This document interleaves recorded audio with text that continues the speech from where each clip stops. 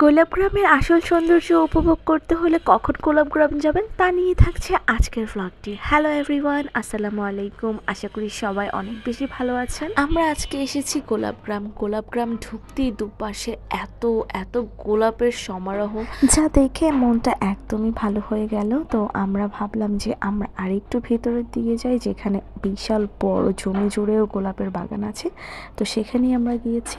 এখানে per person ঢুকতে আমাদের 50 টাকা করে লেগেছে। আসলে যে কোনো সময় গোলাপগ্রামে আসলে অন্যান্য ফুলের পাশাপাশি গোলাপ ফুলটা দেখতেই পাবেন, বাট ফ্যাক্ট হচ্ছে কখন কোন সময় গেলে হচ্ছে এইরকম বিশাল বিশাল জমি জুড়ে শুধু লাল গোলাপ ভরা থাকবে। আপনারা যদি এই দৃশ্য উপভোগ করে নিজেদের এই গোলাপে গা ভাসিয়ে দিতে চান, অবশ্যই ফেব্রুয়ারির 10 থেকে 12 বা 13 তারিখের ভেতরে যেতে পারলে আপনারা এই ভিউটা এনজয় করতে পারবেন।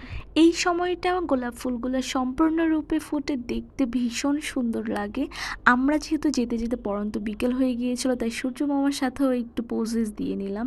আর এত এত গোলাপের মাঝে কি যে ভালো লাগছে, তাই আমি প্রতিবারই এই সময়টাই গোলাপগ্রাম ঘুরতে যাই। আমার গোলাপগুলো দেখতে ভীষণ ভালো লাগে ওই সময়টা। আশা করি আজকের ভিডিওটি আপনাদের ভালো লেগেছে। ভালো লেগে থাকলে অবশ্যই একটা করে লাভ রিয়েক্ট দিয়ে দেবেন।